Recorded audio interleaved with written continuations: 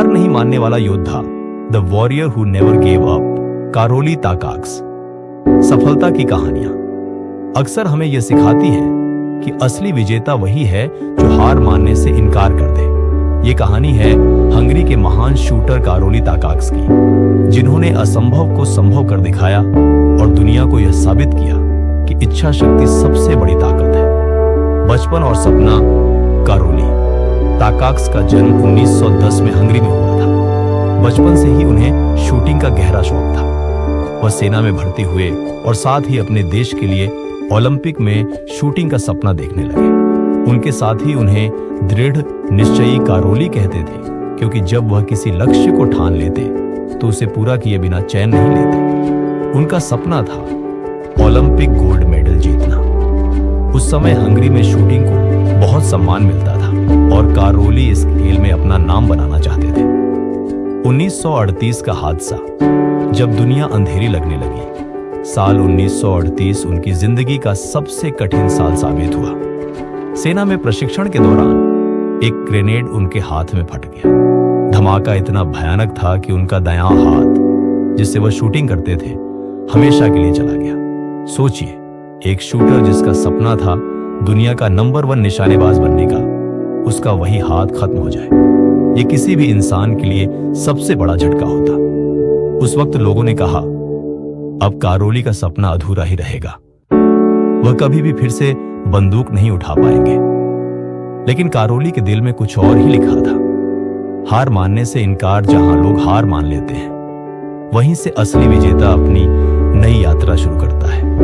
Karoly ने सोचा, अगर मेरा दायां हाथ नहीं है तो क्या हुआ, मैं बाएं हाथ से भी शूटिंग सीख सकता हूं। उस समय कोई उनकी बातों पर विश्वास नहीं करता था। लोग हंसते थे, कहते, क्या एक हाथ से दुनिया जीती जा सकती है? लेकिन कारोली के लिए यह मजाक नहीं, बल्कि चुनौती थी। गुप्त अभ्यास उन्होंने किसी को बताए बिना अपने बाएं हाथ से शूटिंग का अभ्यास शुरू किया।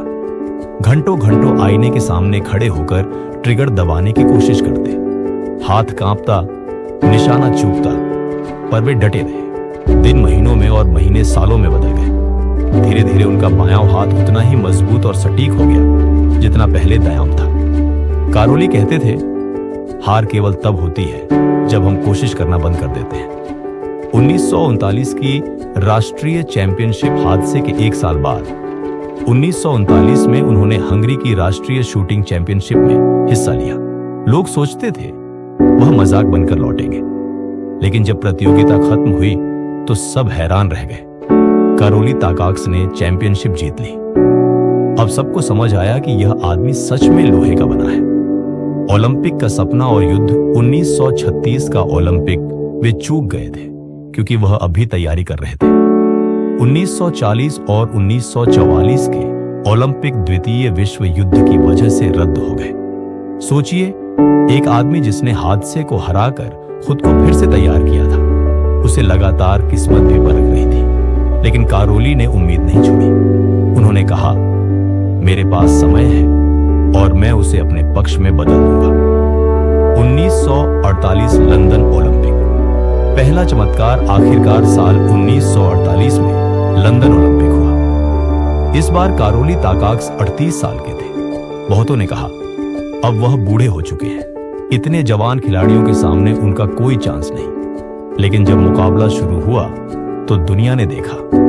कारोली ताकाक्स ने फाइनल में शानदार प्रदर्शन कर गोल्ड मेडल जीत लिया, वह भी उस बाएं हाथ से जिससे उन्होंने हादसे के बाद शूटिंग सीखी। पूरा स्टेडियम खड़ा होकर उनकी हिम्मत को सलाम कर रहा था। 1952 हेलसिंकी ओलंपिक। लोग सोचते थे कि उनका पहला गोल्ड सिर्फ किस्मत थी, लेकिन 4 साल बाद 1952 के हेलसिंकी ओलंपिक में कारोली ने फिर कमाल किया और दूसरा गोल्ड मेडल जीत लिया। अब दुनिया को यकीन हो गया कि यह आदमी किसी और मिट्टी का बना है। कारोली ताकाक्स की जिंदगी हमें यह सिखाती है, मुश्किलें रुकावट नहीं, अवसर है। उनका दायां हाथ गया, लेकिन उन्होंने बाएं हाथ से इतिहास लिख दिया।